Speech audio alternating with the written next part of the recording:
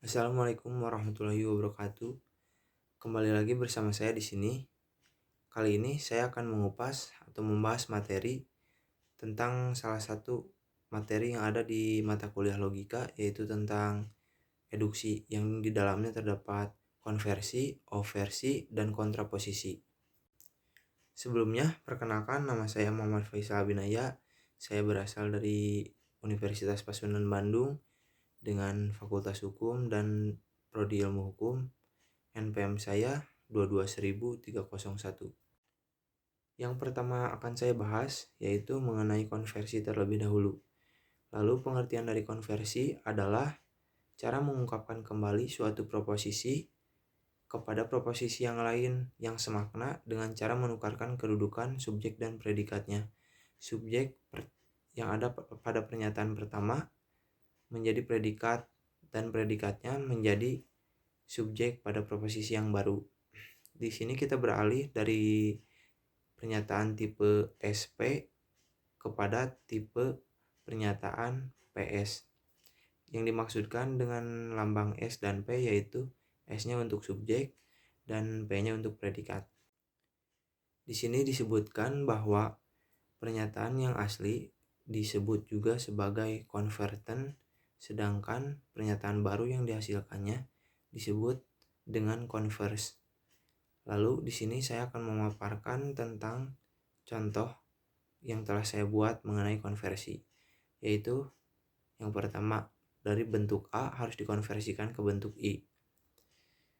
Konvertennya yaitu semua kerbau adalah binatang. Hasil konversinya yaitu sebagian binatang adalah kerbau. Untuk proposisi E tetap dikonversikan menjadi proposisi E. Konvertennya yaitu semua sarjana hukum adalah bukan dokter. Di konversnya semua dokter bukan sarjana hukum. Lalu untuk proposisi I tetap dikonversikan ke proposisi I kembali. Konvertennya yaitu sebagian mahasiswa telah lulus, dan konversnya sebagian yang telah lulus adalah mahasiswa. Untuk proposisi O tidak dapat dikonversikan. Lalu selanjutnya yang kedua, di sini saya akan membahas tentang oversi. Pengertian dari oversi adalah cara mengungkapkan kembali suatu proposisi kepada proposisi lain yang semakna dengan mengubah kualitas proposisi aslinya atau pernyataan aslinya. Jika pernyataan semula positif, maka berubah menjadi negatif. Begitupun sebaliknya, apabila pernyataan semulanya negatif, berubah menjadi positif. Kita beralih menjadi dari pernyataan SP menjadi S tak P, atau dari pernyataan S tak P kemudian menjadi SP.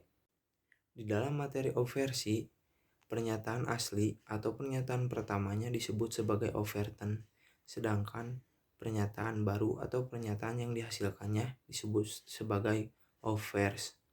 Lalu di sini saya akan memberikan contoh dari materi oversi. Yang pertama yaitu proposisi A berubah bentuk menjadi proposisi E. Overtennya semua serangga adalah binatang. Lalu di overse-nya semua serangga adalah bukan non binatang. Lalu untuk proposisi E berubah bentuk menjadi proposisi A. Overtennya semua orang jujur, tidak korupsi.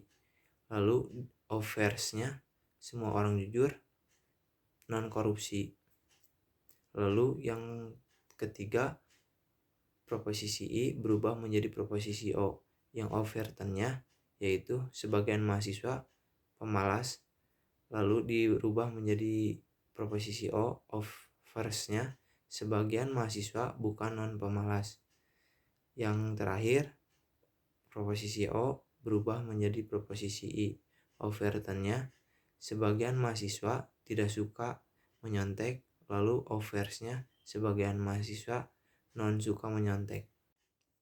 Lalu yang ketiga atau yang terakhir di sini yang akan saya bahas mengenai kontraposisi. Pengertian dari kontraposisi adalah suatu cara mengungkapkan kembali proposisi atau pernyataan kepada proposisi yang lain yang semakna dengan cara menukarkan subjek dan predikatnya pada proposisi yang asli, lalu mengontradisikan subjek, dan predikat itu sendiri. Jadi kita beralih pada permasalahan tipe S, P menjadi tipe tak P dan tak S. Lalu di sini saya akan membahas tentang proses penyimpulan proposisi. Caranya yaitu membuat oversi dari permasalahan yang aslinya, lalu kemudian dikonversikan dan selanjutnya dioversikan. Di sini saya akan berikan contoh bagaimana proses penyimpulan kontraposisi itu.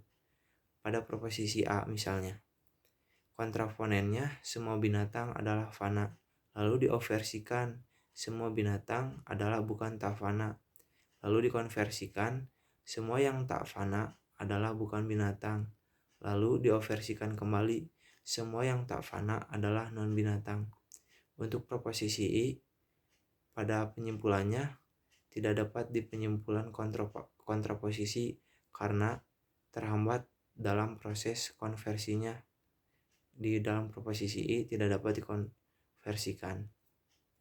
Lalu pada proposisi selanjutnya yaitu proposisi E, di sini kontraponennya semua emas bukan benda gas, dioversikan semua emas adalah non benda gas, lalu dikonversikan sebagian yang non benda gas adalah emas, lalu dioversikan sebagian yang non benda gas adalah non emas. Lalu yang terakhir pada proposisi O, kontraponennya sebagian pegawai tidak jujur, lalu dioversikan sebagian pegawai non jujur, lalu dikonversikan sebagian yang non jujur adalah pegawai, lalu dioversikan sebagian yang non jujur adalah bukan non pegawai. Dan di sini saya akan memberikan contoh proposisi kontrapositif secara langsung.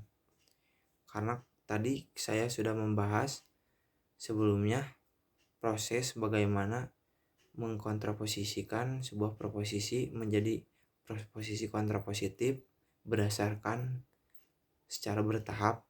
Lalu di sini saya akan memberikan contoh proposisi kontrapositif secara langsung dengan melihat pedoman sebelumnya.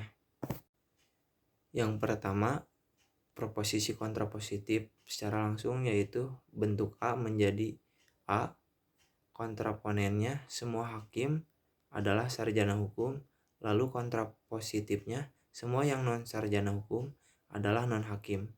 Bentuk E menjadi O, kontraponennya semua bunga bukan binatang, lalu kontrapositifnya sebagian yang non binatang adalah non bunga.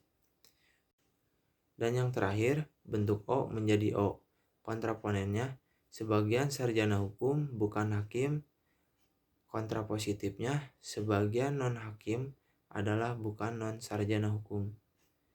Cukup sekian pembahasan dari saya. Mohon maaf apabila ada kekurangan kata atau kesalahan ucapan. Wassalamualaikum warahmatullahi wabarakatuh.